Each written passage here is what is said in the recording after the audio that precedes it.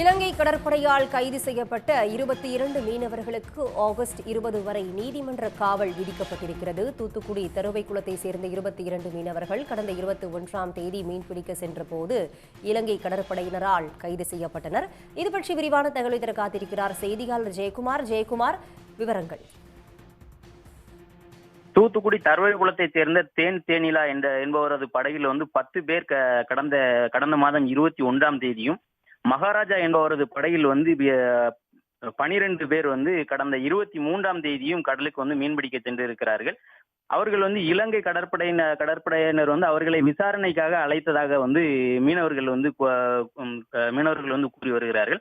விசாரணைக்கு அழைத்ததாக 5ஆம் தேதி மதியம் 2 மணி அளவில் அழைத்து அவர்களை விசாரணை செய்ததாகவும், அவர்களது படகில் உள்ள ஆவணங்கள் அனைத்துமே சரியாக இருந்ததை தொடர்ந்து எல்லை தாண்டி மீன்பிடித்ததாக கூறி கடந்த 5ஆம் தேதி இரவு 7 மணி அளவில் கைது செய்ததாக மீனவர்களுக்கு தகவல் தெரிவித்திருக்கிறார்கள். அந்த 22 மீனவர்களையும் புத்தளம் மாவட்டம் கல்பட்டி சுற்றுலா நீதிமன்றத்துல கல்பட்டி மீன்வளத்துறையினர் ஆஜர்படுத்தினர்.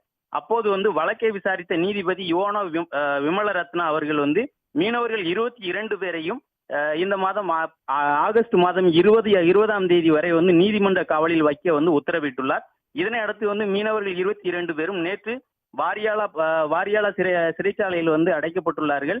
நேற்று தரவைக்குளத்தில் இருக்கக்கூடிய அந்த 22 மீனவர்களின் உறவினர்கள் மற்றும் மீனவ சங்க பிரதிநிதிகள், ஊர் மக்கள் என அனைவருமே மாவட்ட ஆட்சியரிடம் 22 மீனவர்களையும் பத்திரமாக மீட்டு தர வேண்டும், 2 பிடி படகுகளையும் மீட்டு தர வேண்டும் என கோரிக்கை விடுத்திருக்கிறார்கள்.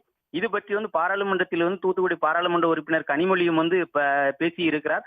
விரைவாக இந்த மீனவர்கள் பத்திரமாக சொந்த ஊர் திரும்ப மத்திய மாநில அரசுகள் நடவடிக்கை எடுக்க வேண்டும். அதோடு மீன்பிடி உபகரணங்களையும் அவர்களுக்கு ஒப்படைக்க வேண்டும் என்பது இந்த பகுதி மீனவர்களின் கோரிக்கையாக உள்ளது. ஜெயக்குமார், தற்போதைய விவரங்களுக்கு நன்றி. சன் நியூஸ் வாட்ஸ்அப் சேனலை ஃபாலோ செய்யுங்கள். QR கோடை ஸ்கேன் செய்து சன் நியூஸோடு இணைந்திருங்கள்.